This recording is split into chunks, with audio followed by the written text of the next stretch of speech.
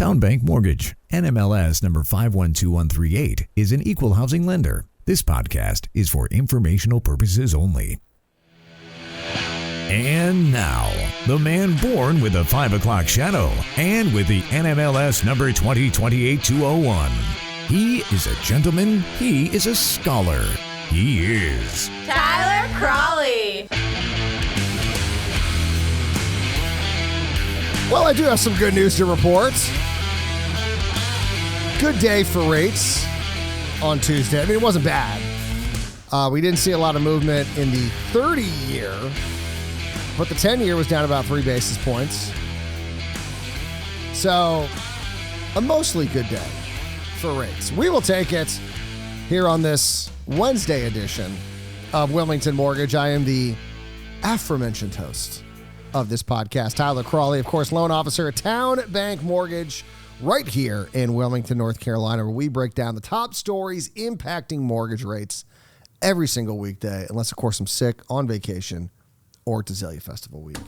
And it's neither of those. So here we go. I did want to say there is some breaking news.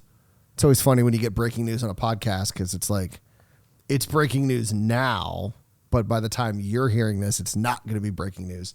That was the U.S. military launched strikes in retaliation for Iran downing a helicopter, that according to the Pentagon. So the background on that is that earlier on Tuesday, we got a report, or President Trump said on Tuesday that he had gotten intelligence, that Iran shot down a Apache helicopter near the Strait of Hormuz. Trump saying on Truth Social, "I've just been informed by our great military that last night the Iranians shot down one of our highly sophisticated Apache helicopters while patrolling over the Strait of Hormuz. There were 2 pilots involved. Both are safe and uninjured. Nevertheless, the United States must, of necessity, respond to this attack." So that's what's happening as I'm recording this report. And what's interesting is that I'm not really seeing a big jump in the futures market after hours trading. No big jump in bonds, which is similar to what we saw earlier today when the president made this announcement about the possible escalation of Iran. And I thought that was interesting that we didn't see kind of a reversal with rates being down, that we didn't see a pullback out of concern that things could escalate with Iran. And it made me wonder if, after, we're entering, let's see, it was the end of February, so March, April, so we're over 3 months. And I was talking last week about Ukraine and how I almost had forgotten that Ukraine and Russia are still fighting this war, because the news from that war just doesn't have any impact on market or politics anymore. And I said, well, I wonder if at least from a market perspective, because there's so much rhetoric, so much propaganda, so much just words that never actually mean anything from both the U.S. and Iran, if updates are now no longer moving the needle. I'm not saying that's happening. I'm just wondering if that is what is happening. I don't know. It could be happening, because I was just surprised we're not seeing a reaction now. And this could be changing by the time you're hearing this, so maybe I'm wrong. But I didn't see a reaction earlier today when Trump announced the possible escalation. So I don't know. I just thought it was interesting. All right, something else I found interesting. Existing home sales. We did get existing home sales for the month. And doesn't the report, am I the only one who thinks that report's early? Like, it's June 10th. That seems early to me, but I don't know. I always thought existing home sales was closer to the middle of the month. Maybe we're just more efficient in June. So existing home sales, better than expected. Always love to see that. Existing home sales increased to a seasonally adjusted annual rate of 4.17 million. That was a 3.2% jump from April, and the highest level in 2026. I will golf clap that. Like to see that. Economists were expecting no change. So like I said, better than expected. This all according to the National Association of Realtors. Regional breakdown, the gains were widespread across most of the country. Midwest leading the pack, 6.4% jump month over month, followed by the South, up 3.2%, Northeast up 2.2%. Sales in the West were unchanged. So no negative regions. The West wasn't positive, but it wasn't negative. And then good data from the other three regions. South continues to dominate all things housing, making up 47% of all existing home sales in the country are happening in the South. Kicking butt and taking names. Housing supply continued to improve modestly. Total inventory rose 3.3% and was 0.6% higher than 1 year earlier. And month supply remained unchanged. So we saw a little bit of supply increase, a little bit of sales increase. So no change in month supply, 4.5 months, slightly down from the 4.6% or 4.6 months that we saw last year. So yeah, I mean, the other thing that we're seeing with inventory too, Redfin reported on this, that people are listing their homes, seeing if they get any bites, see if they get any takers. No one's out there. They don't need to sell. Take it off the market.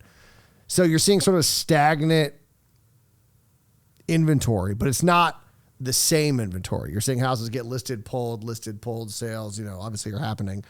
But it's not, the number is stagnant, but the homes themselves are not. Where you're seeing some get listed, they're selling, others are getting listed and then getting pulled. And then some are sitting. No doubt.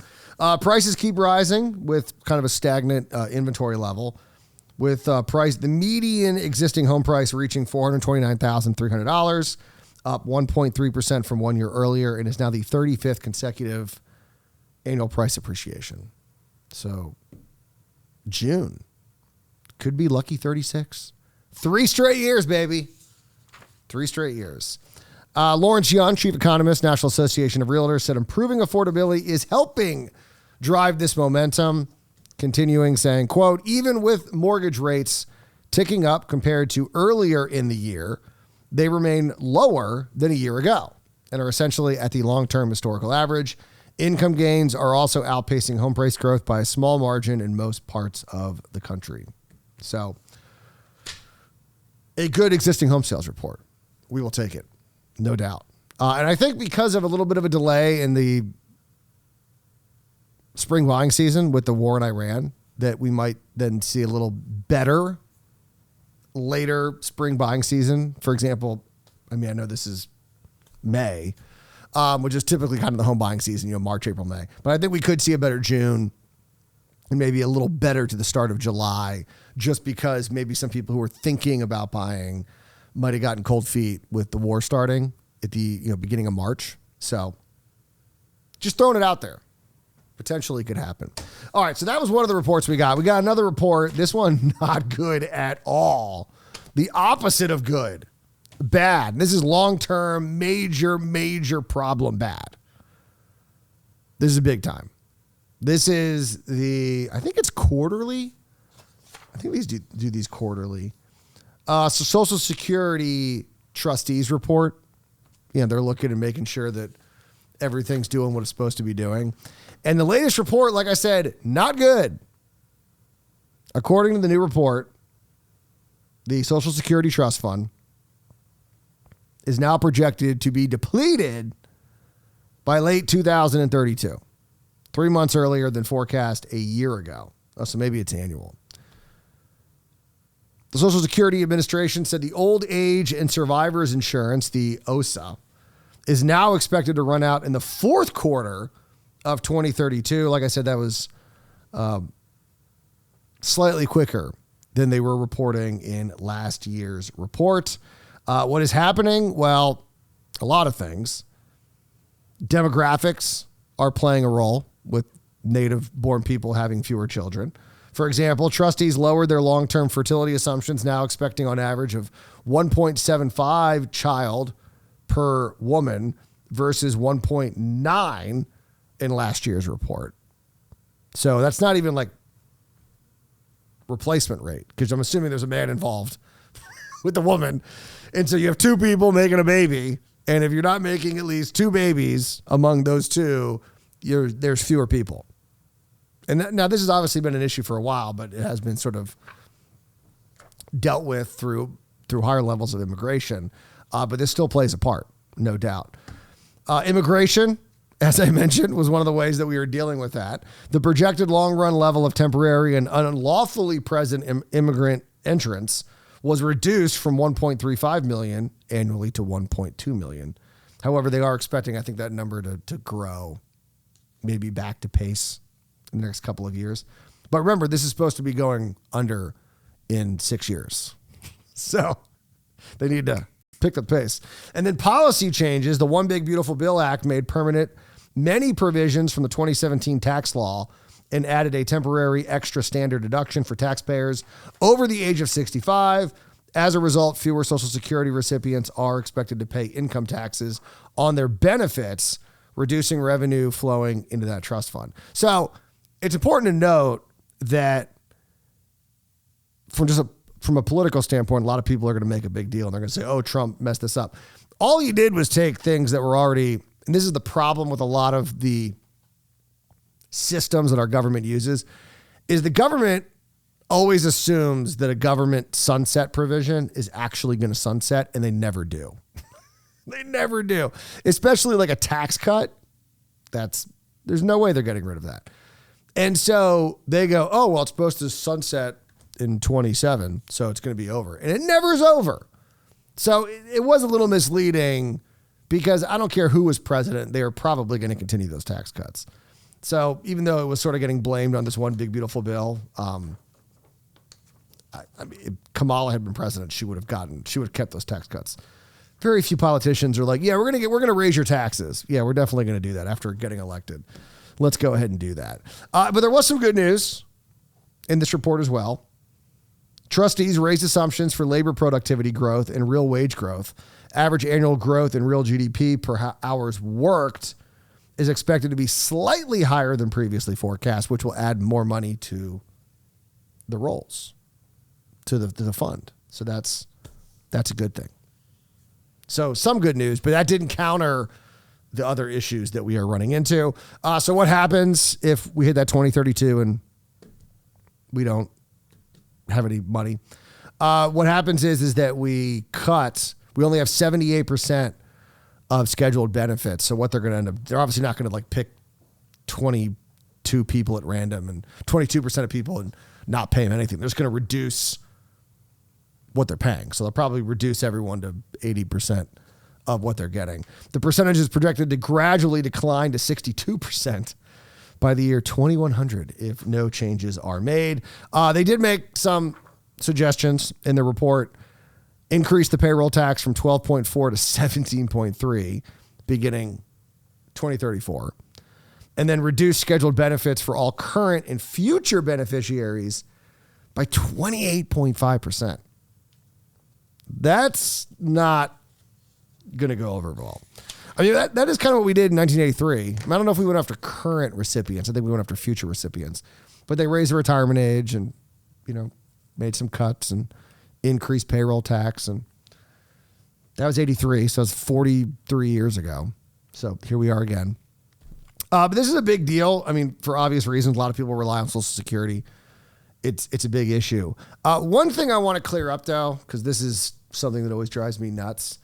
That running out of money, they're including the money that's owed to. We're already spending more money than we're bringing in. I think that was, I don't know when that was. It was, I think within the last 5 years.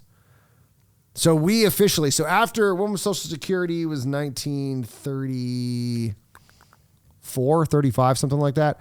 So like almost 100 years, we were bringing in more money than we were spending it. And then all of a sudden more money was going out, and the projections, thanks to the decline of younger workers and the, modern medicine, people are staying alive a lot longer. So it took us like 100 years, 90 years to get that money. And it's going to be depleted in like a decade, if that. But like I said, the money's being accounted for.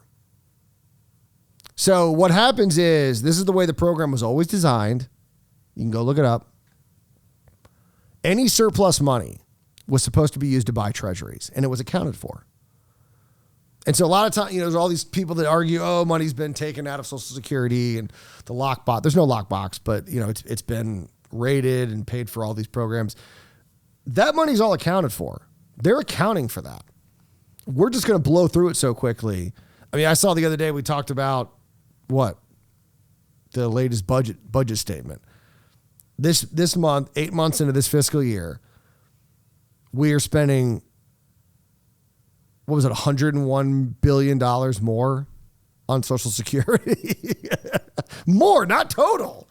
We're like, 1.3 trillion is what we're spending every year? And so we're not bringing that in. That's the problem.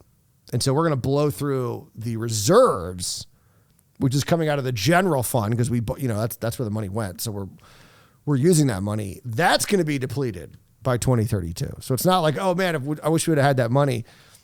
We're using that money. We're going to go insolvent because we're blowing through that money. And this is obviously a big deal because the politicians are not going to allow that money to get cut. So we're just going to, borrow the money. So that's going to require us to issue more treasuries, which is going to have an impact on the bond market. So it will impact the housing market and mortgages and everything else, not to mention society. So and here's the thing is Washington won't do anything until that last year. Until like a month before Social Security goes insolvent, they're going to let it down that path until they are forced to do something. Then they'll do something, but not a moment sooner. All right. Today's a big day. Inflation, CPI. It's not expected to be a good number. 4% year over year. That's bad. If it's on that number, then the markets have already kind of priced that in. No big deal. If it's lower, could be a good day for rates. If it's higher, oh my gosh. I got a feeling that would be bad, especially with tensions rising in the Middle East. So it's going to be an interesting day. So strap in. I will update you tomorrow. It could be a pretty big day. But I've said that before, then nothing happens. So we'll see we'll see where we go. All right, you guys enjoy your Wednesday. We'll be back here Thursday for another edition of Wilmington Mortgage. And remember, as always, do not wait to buy real estate. You buy real estate and wait.